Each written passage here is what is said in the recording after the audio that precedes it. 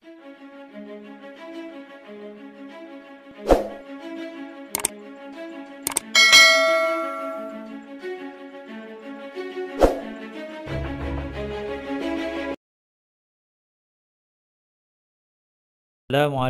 warahmatullahi wabarakatuh dan salam sejahtera kepada anak-anak tahun 5. Semoga dalam keadaan sihat. Hendaknya kita teruskan lagi PDPR minggu yang ketiga yang berobjektifkan pada akhir PDPR murid-murid dapat menyenaraikan 3 daripada 6 kata nama am dengan betul.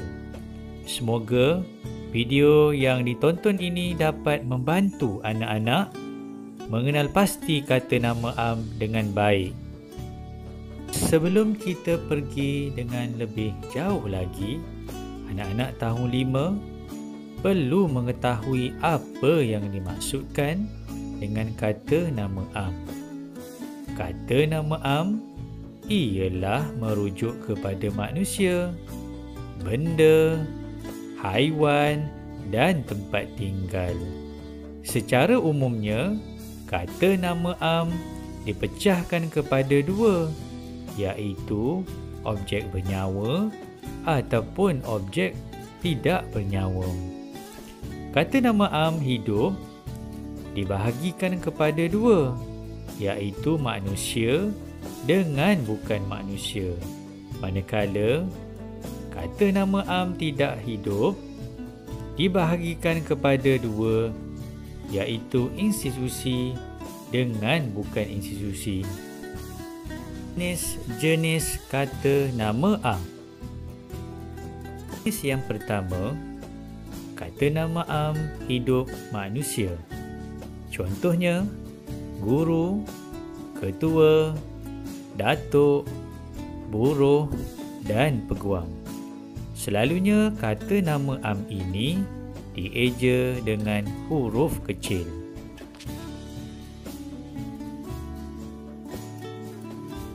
Kata nama am hidup bukan manusia.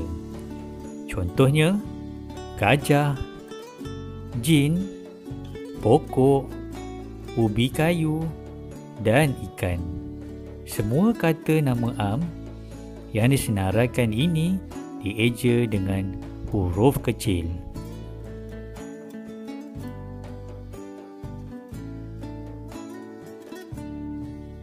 Kemudian, kata nama am tak hidup institusi terdiri daripada sekolah, universiti, persatuan, jabatan dan bangunan.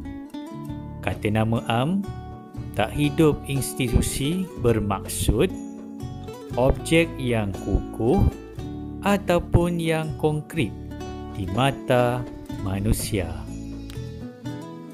Seterusnya, kata nama am tak hidup bukan institusi.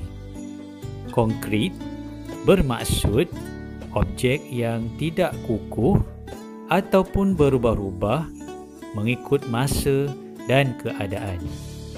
Contohnya, rumah, padang, kolam, jambatan, titi dan sungai. Akhir sekali, kata nama am tak hidup bukan institusi abstrak berbilang dengan tidak berbilang. Bermaksud objek yang tidak boleh diukur menggunakan mata kasar ataupun panca indera manusia. Contohnya, senyuman, rancangan, pendapat, fikiran, iklim, kecantikan, roh dan kebangkitan. Sebelum cikgu menunjukkan bagaimana cara mencari kata nama am menggunakan peta pokok, apa yang kamu faham mengenai peta pokok? Begini, peta pokok dibina untuk membantu murid-murid menyusun maklumat supaya berada dalam kumpulan yang berbeza. Contohnya, menyusun jenis makanan, senarai ahli kumpulan mengikut kaum dan perbezaan maklumat yang memerlukan pengkelasan.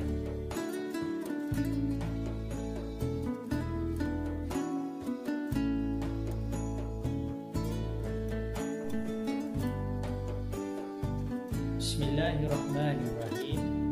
Assalamualaikum warahmatullahi wabarakatuh. Dan salam sejahtera kepada anak-anak tahun 5. Semoga dalam keadaan yang sihat.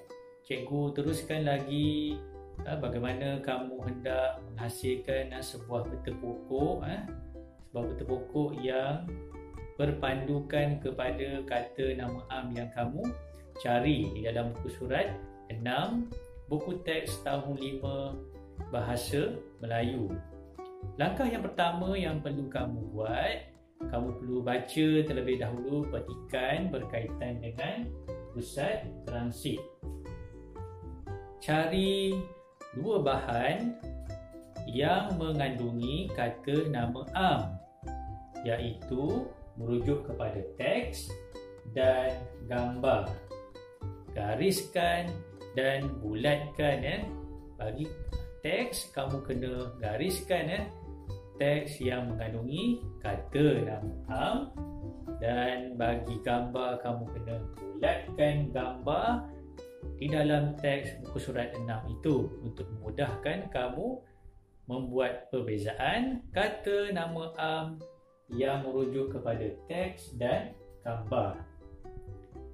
Selepas kamu menggaris dan membulatkan gambar berpandukan kepada buku teks buku surat 6, bolehlah kamu menghasilkan sebuah peta pokok untuk menunjukkan perbezaan kata nama am menggunakan bahan yang pertama iaitu teks, dan yang kedua adalah gambar. Okey.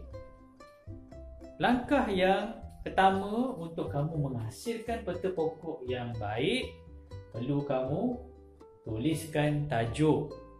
Tajuk peta pokok itu iaitu kata nama am. Selepas itu kamu kena pecahkan ataupun bahagikan kepada dua.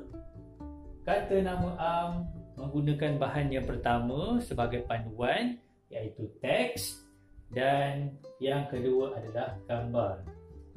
Ini penting untuk membezakan objek bernyawa dengan objek tidak bernyawa di dalam petikan yang kamu baca, iaitu petikan dalam buku surat 6.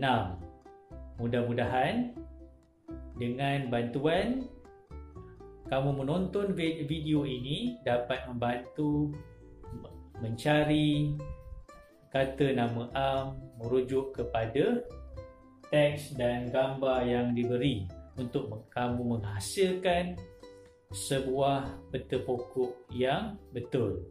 Sekian, terima kasih. Sekian daripada cikgu. Jangan lupa menjawab soalan petikan muka surat 6, buku teks tahun 5 serta tugasan kedua, soalan pemahaman kata nama am sebagai pengukuhan. Jangan lupa like dan subscribe. Selamat menjawab. Bye.